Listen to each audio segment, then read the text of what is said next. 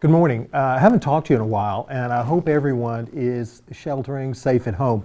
Debbie and I have been at home since, a month and a half, 2 months. And since we're retired, it's a little easier to be safe and happy at home. Normally, I would have talked to you through speaking engagements. I normally will have spoken 6 or more times throughout the community at the United Peachtree Corners Civic Association, the Peachtree Corners Rotary, and just a wide variety of opportunities. And I would always rather do that because I get a chance to see old friends, answer any question anybody has, but that's not an option right now. And so it had gotten about time that I would talk to you. So that's one of the things that I wanted to do today, was to kind of bring you up to speed on some of the things that are going on in the community.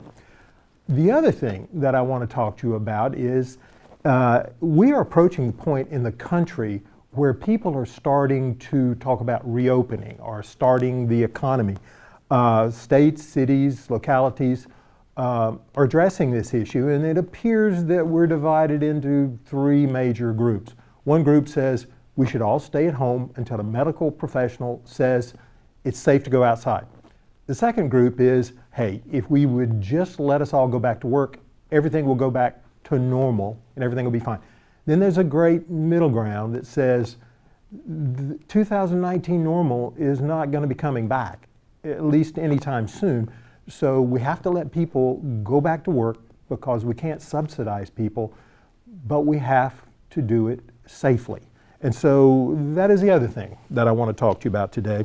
Now, I am not going to give you any more opinions about how I feel about things. That's not what I'm here to do today. But I will say that city ordinances are superseded by state law. And we've been given some directive by the state, and we need to address that.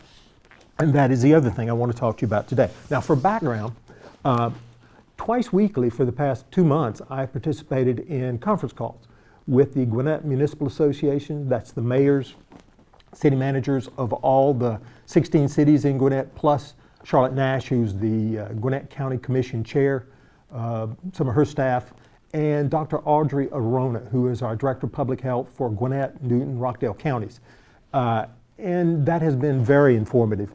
And we share information about what's going on in our different areas, but, and this is most important, where we can work together to coordinate our actions, because a united front works best, that's what we do. Now, as of yesterday afternoon at our conference call, Gwinnett County has 1,573 confirmed cases and 54 deaths. I've been asked many times, are there any COVID-19 cases in Peachtree Corners?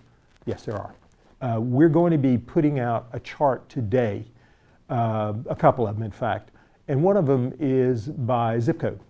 And originally, seems like forever ago, but it was just a couple of months ago, there were 5 hotspots in Gwinnett. Now that's coalesced. There are no hotspots per se, although there are the major concentrations that you see on the chart are in Lawrenceville, 2 big red spots. Everywhere else in the county has COVID-19 cases, so it's everywhere. I want to thank you, my fellow citizens. Peachtree Corners is not as bad as a lot of areas, and I want you to keep that in mind as we talk about some of the other issues that we're going to talk about today. But thank you. We are staying safe so far. So where are we now? Okay. On April 20th, Monday, Governor announced he was opening some businesses. The list that came into effect last Friday included gyms, fitness centers, bowling alleys, tattoo parlors, barbershops, cosmetologists, hair design, nail salon, massage therapist. They were not allowed to just open. I want to be clear on this. There were other guidelines that businesses must implement measures which mitigate the exposure and spread of COVID-19. What that means is they have to follow the CDC's rules about social distancing and wearing masks, which I do, and Debbie does, and I hope you are, as much as possible, and whenever we can. And so that's the first group. Now, additionally, on Monday of this week, the governor allowed dine-in restaurants and movie theaters were permitted to open. They also have to maintain social distancing and all the measures to mitigate spread of COVID-19. and we'll talk about it more in a minute, but a lot of our restaurants, and whether it's a nail salon or a restaurant, and you see it on Facebook, they're saying, we can't meet those guidelines, so we're not going to open. I applaud them, because the theme that I'm going to give you throughout this is, it's up to you. The state is making a decision, and whether you like it or not, that's the law that it's going to be followed. So you have to make the decision that's right for you. A lot of people are walking around shaggy because they don't want to get a haircut. That's okay.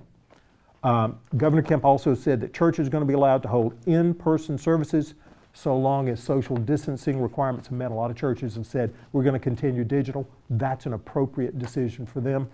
One last item that doesn't get a lot of attention is elective surgery has been green-lighted to reopen at all the hospitals. And that's a bigger deal than you think. I think most of us trust the hospitals to get it right when it comes to sanitation and social distancing and treating it. So they're now doing, out at Gwinnett Medical, Northside Gwinnett Medical, they're doing total knee replacements outpatient. I know, I had one. And that's important because that's going to be a way to return to normal. Public schools are going to remain closed for the rest of the year. I happen to be on the school council and the business advisory for Paul Duke STEM. And those teachers are still working pretty hard, and the kids are. And if you don't have kids, that's who I'm talking to right now. Schools are maybe physically closed, but those kids are working pretty hard right now trying to figure out how to teach the children using digital learning. Time frame for all of this. Governor Kemp's statewide shelter-in-place ordinance expires tomorrow, April 30th. The state public health emergency expires May 13th. And again, whether you agree with this or not, and we have gotten no indication that he's going to extend either one of them. He could. I have no insight into that. But whether you're in a restaurant or a nail salon, you need to take responsibility for yourself. And I would personally encourage you to be very careful about restarting activities. This is a very communicable disease, and in some cases, it's deadly, and we all know that. All right, because of that time frame, and assuming the state's emergency declaration is not extended, and it expires on May 13th, then we are kind of obligated to reopen City Hall on May 14th, and we will. There will be a lot of changes. We're going to put in a lot of plexiglass to prevent people from having too much contact with one another. If you want to have a meeting, suppose a developer wants to come in and have a meeting with his staff, we'll do it through proper social distancing. If we can't do it through Zoom or something like that, there will be proper social distancing. As I said, our folks are going to be encouraged to wear masks. If you're not wearing one, we will offer you one. The city's going to have masks that we'll offer to citizens that come in. So that's the issue. And we'll keep you posted about, the pace at which we open it. More on that later. Events on the town green. Remember the item I mentioned a moment ago about Governor Kemp saying that outdoor events, were still prohibited? That's accurate, but remember that all expires fairly soon. Most of you already know the Peach and Corners Festival, which is the second weekend in June, has already been canceled. It'll be rescheduled for late September, October, something like that. The only good news there, other than keeping everybody safe, is the pedestrian bridge joining the forum with the town center will be completed, so everybody will be safe crossing over Peachtree Parkway. We've canceled all outdoor events on the town green through the end of June. We have canceled or will cancel all those events. I don't know if you've heard, Norcross has canceled their 4th of July activities. They're not going to do the big fireworks. And we've also roped off all the playground equipment. We've taken up all the chairs and the tables. We don't want to encourage anyone to do anything unsafe. Remember that group I mentioned a minute ago, the Gwinnett Municipal Association, that we work with all 16 cities? We have a little sub-working group that met earlier this week to try to coordinate activities regarding events. And you can probably figure out why. You don't want Peach and Corners to have canceled events, but Norcross or Duluth or Suwanee to have an event, so people go there. If you look at that, that's why I asked them to put out that zip code chart so you can see where the concentration of cases are. You want to stay in your area is the point I'm making. And so we want to stay as safe as we can. I know some of the cities are talking about staying closed through July 10th already. There's nothing definite there for this city. We'll keep you posted on that, but things are closed through end of June. That's pretty much it on those topics regarding COVID-19. Ongoing projects. There's a lot going on in the city, as you probably all noticed. A lot of construction continues. Construction's an essential business, so it continued, but it did slow. And I want to give you a couple of updates. First, you probably read or heard that a lot of cities, states, governments are expecting big revenue shortfalls in the future as a result of this. That is accurate. We're preparing our current budget with a 9% reduction so far, and we've done it in a way that service delivery of expected public services will continue, and we'll just cut in other areas. So just be aware we're doing that already. The pedestrian bridge I mentioned a moment ago, work continues. The span that crosses the road is being worked on off-site, and they're going to bring it and put it in place the first week of June, and it'll be over that weekend, and we will close Peachtree Parkway. It's a state road, but we're going to have cooperation to close it. That Friday night, probably 8 or 9 o'clock, we'll close Peachtree Parkway, reroute traffic around Peachtree Corner Circle to Medlock Bridge, and then continue north after that. It will then be probably completed toward the end of August, and that, sometime 3 o'clock in the morning on Monday, things will be rerouted. So you probably won't even notice it if you're not out too much, or if you are, you can reroute. Town Center Townhomes. You probably noticed if you've driven by there or actually gone to the Town Center. Lennar, who's building those, I think there are 5 units that are under construction. They're actively trying to sell them now. The plan is for them to continue to build, sell them as they go, and to continue other units. So that activity continues. I've been asked that question too. Are they going to continue with those townhomes? Fiserv, I get asked that question all the time. People who live in that area know they are working on the old Fiserv location because of the noise. However, I can tell you the demolition is over, so some of the noise will be going away. They haven't named the site, but they call it the East Jones Bridge LLC development. Remember, it's been approved for about 960 units, so it will go on for some time. However, with site work being completed, they should start construction yet this year, and that's what they expect. And so they have completed, one other point, they have completed all the required buffers and plants and fences that we put into our ordinance, the restrictions, so that people like Riverview and the other subdivisions surrounding it can be shielded from the view of the construction and things like that. So that's all been completed, so stay tuned for that. Medlock Road, Bush Road, the intersection improvements. I think we've put that on Facebook a couple times that you can see what's done there. Most noteworthy, the people that live on Bush Road, if you live out that way, you can see really backs up in the mornings. People taking right turns heading north. What we're doing is adding an additional lane on the right so you can get in the far right lane and you can just continue along that exit and head north without even slowing down. And it's a big intersection improvement project. It's currently getting ready to begin in the next 60 days. Contractor's been approved, budget's been set, estimated completion's about the next 9 months. So late this year, early next year, it will be in place. Monitoring cameras. You've heard us talk about this a couple times. I had a from the mayor's desk column on it.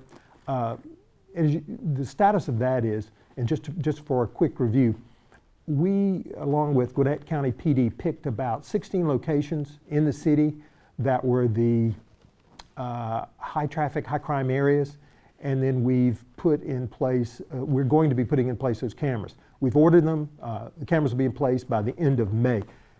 Recall, the city doesn't have access to those reads. They're license plate reader cameras, and it's part of a joint agreement with Gwinnett County PD's new digital policing unit, so that in real time they can look at those license plates, and if there is a BOLO or be on the lookout for a particular license plate, then the police are notified immediately that they're in our city, and they can dispatch a unit to address that.